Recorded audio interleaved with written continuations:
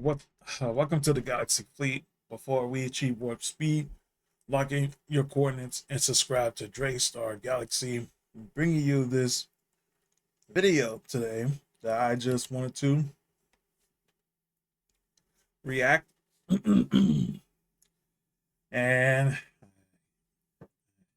yeah, and I have to say, it's about Xbox and the Xbox fans. Oh, well, the Xbox era is over. It's dead. Gone. RIP Xbox 2026. Before GTA 6. Bringing you this video right here. Xbox fans are leaving after a horrible announcement from Microsoft. This just killed the console by crap gamer reviews. Right now, I'm trying to do something new today, even though hopefully I can get me get my algorithm going. So, without further ado, let's just dive in and put this on 1080p because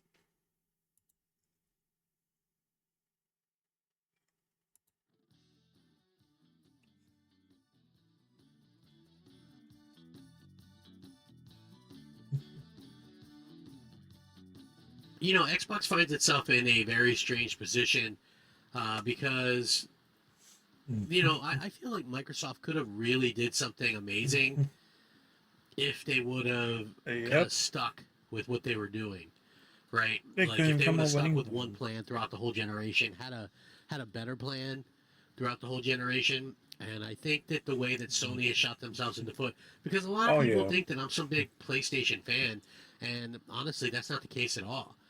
I like PlayStation, but to think that I'm like some huge, massive PlayStation fan would be very much inaccurate.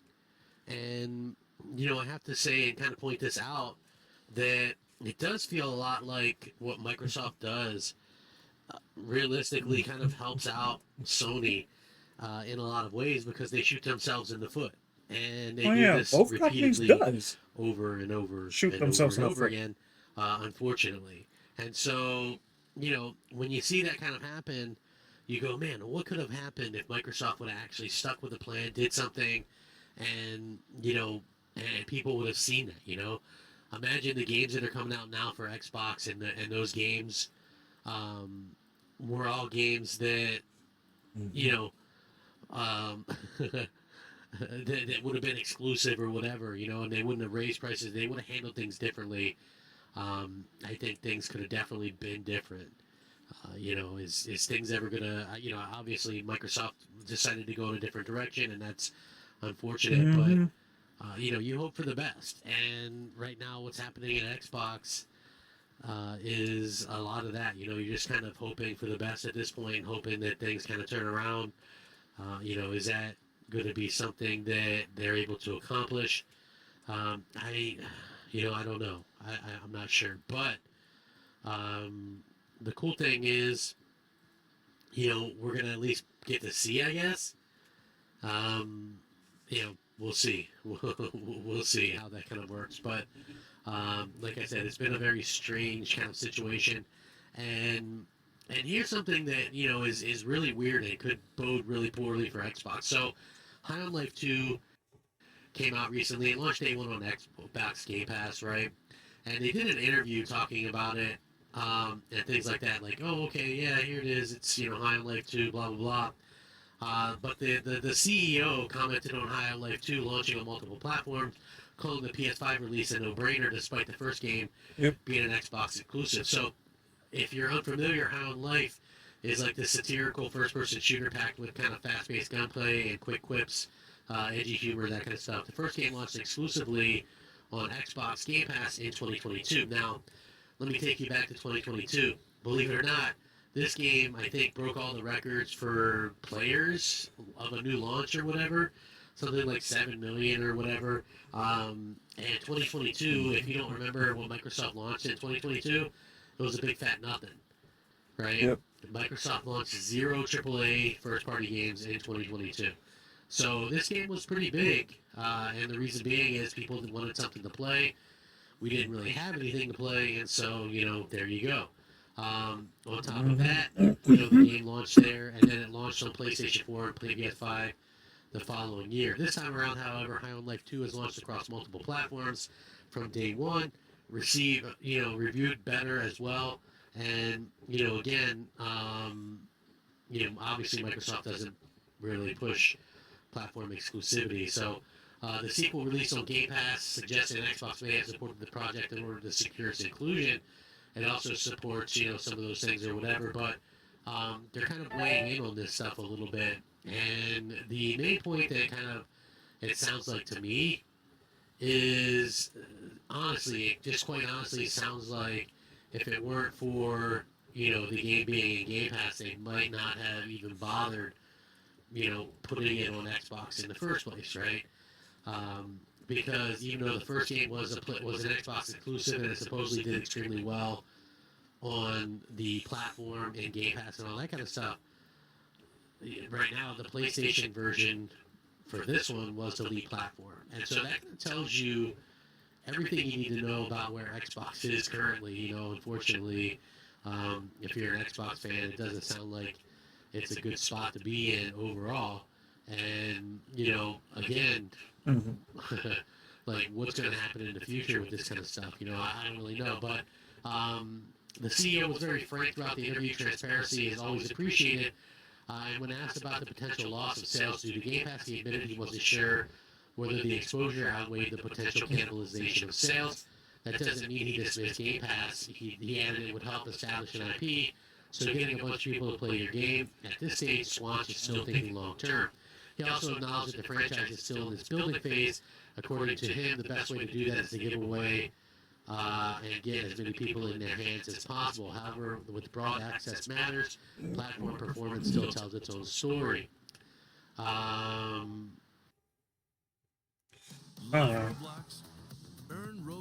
don't know about that though, because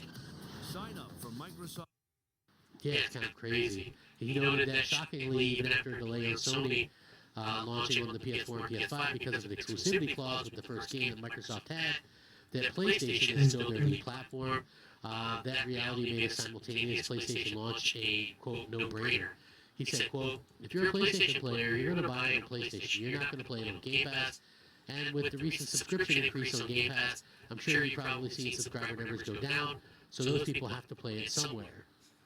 Now, it is worth mentioning, as Tech Radar does, that his comments are not based on concrete data, and loss of subscription following Game Pass price hike is unknown, but actually, we do know that subscriptions have gone down somewhat, because obviously they did their quarterly reports and things like that, and it wasn't exactly gleaming for that side of things. So, again, I think it is pretty concrete that they did lose some type of subscriber numbers. After all, the website where you cancel your subscription crashed when they tried raising the prices and stuff like that. So, but again, isn't it a little bit weird that this game, which launched first and exclusively on Xbox, now looks at Xbox as kind of an afterthought?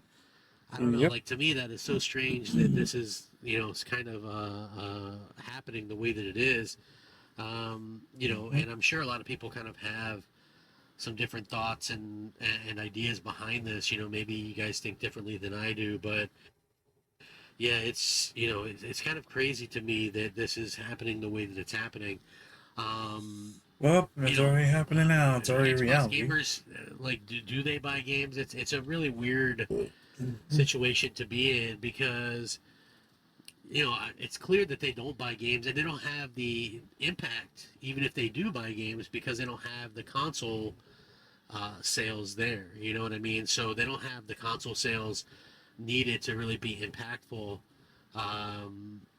to be able to do those things. So again, It's crazy to look at how, like, this game was a huge success supposedly due to Xbox or whatever. I mean, was this game not successful because of Game Pass before? Like, that's the thing that I guess I kind of question. There's not really an answer to that.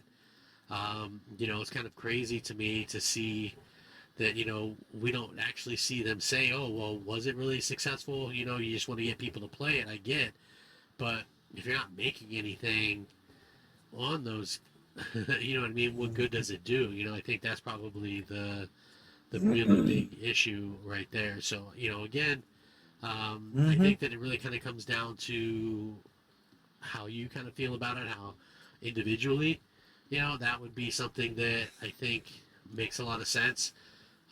But to me, anyway, it does really make it seem like, hey, if it wasn't for this game going into Game Pass Day One, they have very little idea uh, of putting things on Xbox or supporting Xbox. Which is strange to me. You know, I don't understand it personally, but maybe you guys do. Maybe you guys are the ones that kind of get this a little bit better than I do. I'm kind of trying to read between the lines here, and it's absolutely insanity that this kind of stuff happens. And this is realistically something that kind of happens from time to time, and gamers are obviously going to be fickle and continue to be fickle and things like that. But what's going to happen in the future with stuff like this? Like, is Microsoft going to be able to continue to even compete? Are they hoping that that developers, like, their hope is, from the looks at it, that people just put stuff on Windows and there's only one version or whatever.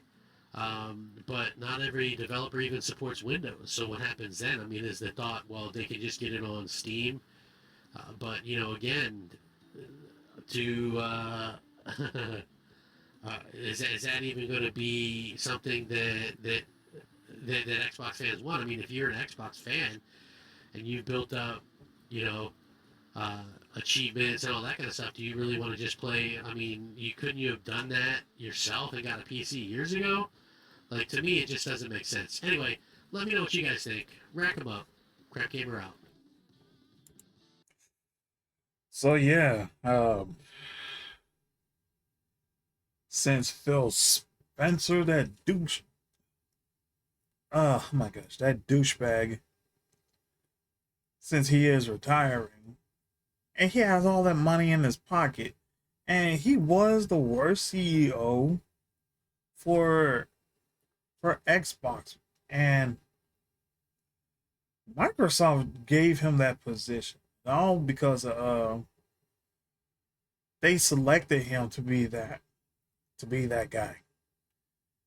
And then now, since he is going to be freaking retired, got fucking money, all that fucking money into his pockets. And now Sarah Bonds, she's also going to be resigning from her position because she ain't going to be in that position. Like, since she is in no longer position that in that she's no longer in that position as president of Xbox anymore. At least I'm glad that they're not there anymore, because those assholes done wasted years for nothing. Like, they wasted for 25 for Phil Spencer wasted for his 25 years, made everything worse. Because due to the times way back ago, the ones who were before him, they know how to keep the Xbox going. Because I forgot who the two dudes were. Because they always been making, like, incredible franchise, and they always been starting off really great. And then Phil Spencer, but they don't care about money, because, like, those two guys, they don't care about money, because they wanted to give the fans like us what we wanted. Because I was also an Xbox player, And then now Phil Spencer, he's not he doesn't care about the fans. He only cares about is the money. And they always wanted to. And then Sarah Bond, that president, that bitch. Oh my freaking gosh, man! Like she was the worst president of Xbox. Done like discontinued.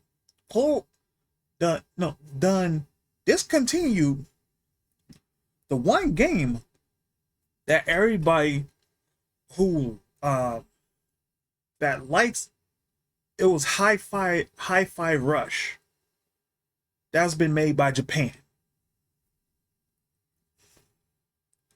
See, that's one. See, that's why she messed up.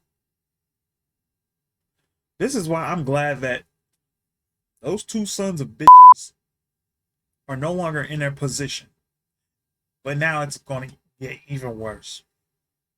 Now they got this Indian woman go by the name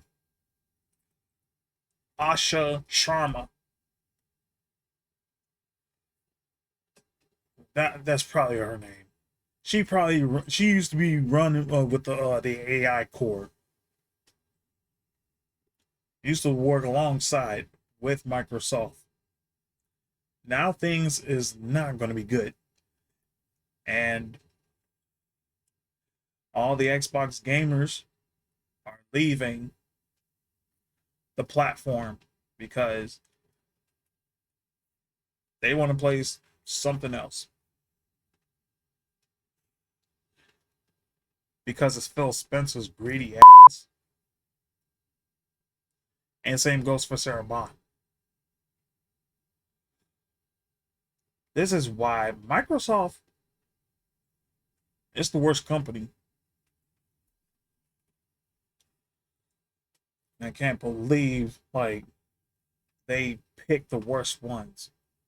They picked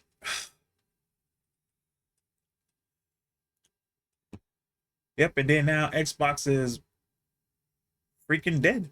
Yeah, Xbox is freaking dead. Um, I already moved on from the Xbox, and now I'm about to become a PC gamer. I'm getting Ryzen. Yeah, which is why I'm gonna start playing Steam games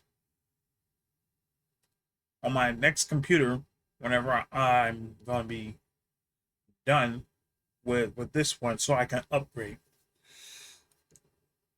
and get a bigger screen, which is 17.3 inch. And see, now Microsoft and the Xbox franchise started to become sucky.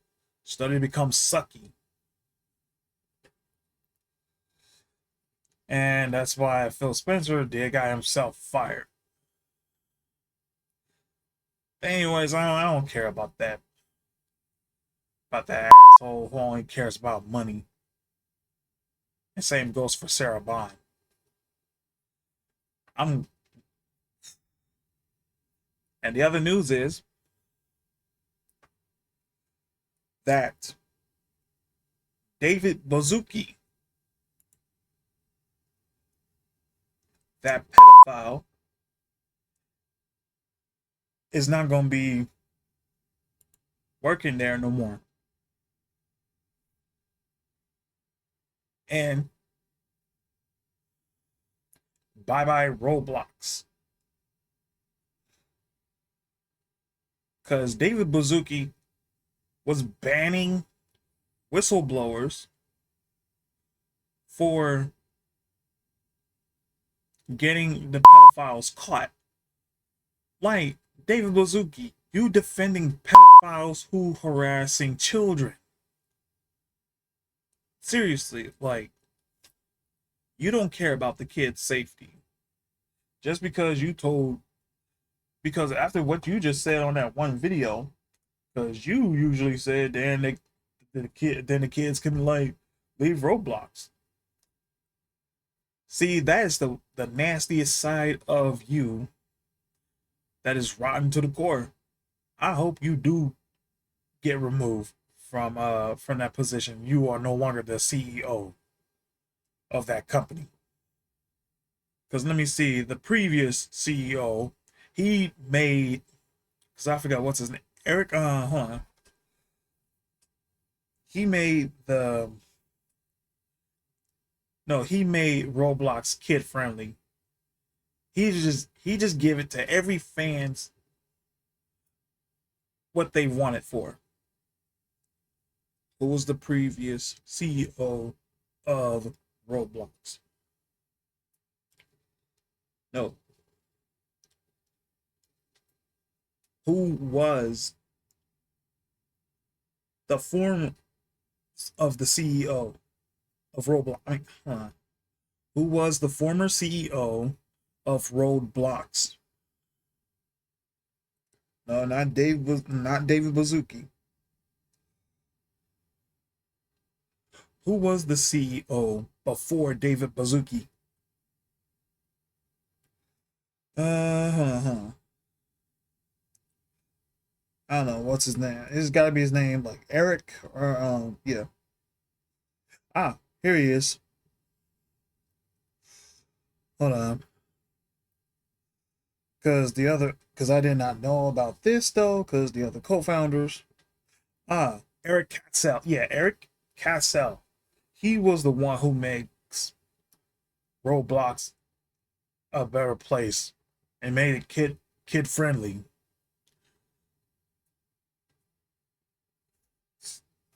And this is why I want to let me see. Dang, what I was gonna say. Because my little cousin, who was a minor, and he was playing Roblox, if he ran into those pedophiles,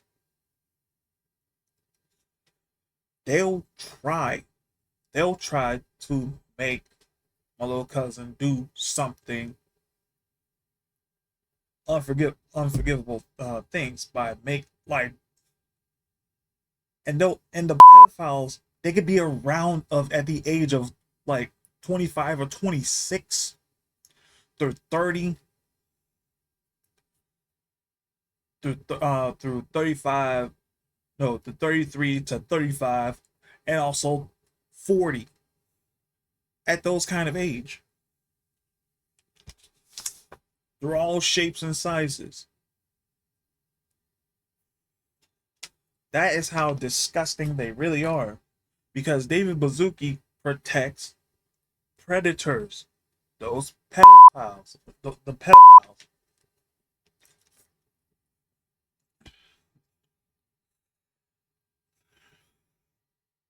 See, this is why every pedophile playing on Roblox through age of 20 to 30 to 40, they need to get locked up in jail for interacting with minors who are like 12 or 13, 14 and 15 years old.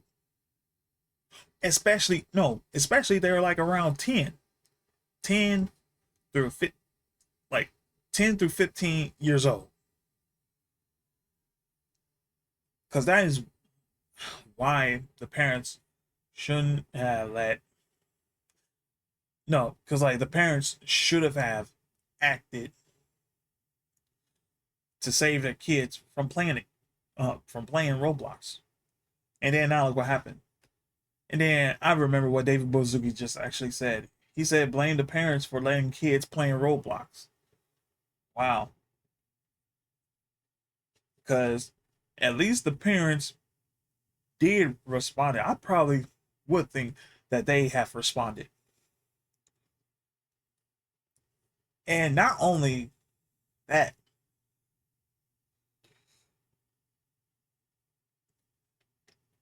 how you gonna add dating into Roblox? by David Bazuki. And see, that became too wild. Too wild indeed.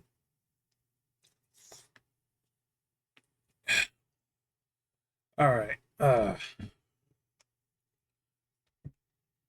about to wrap this up. And I feel sorry for the Xbox gamers and also like myself. I don't play Xbox anymore. I am now about to be a PC gamer, and I will play games on Steam, and I hope they will find some games to play, because right now I do have is my Nintendo Switch, and I'm also thinking about getting the Nintendo Wii again, because I miss playing those games so very much. That's it, guys.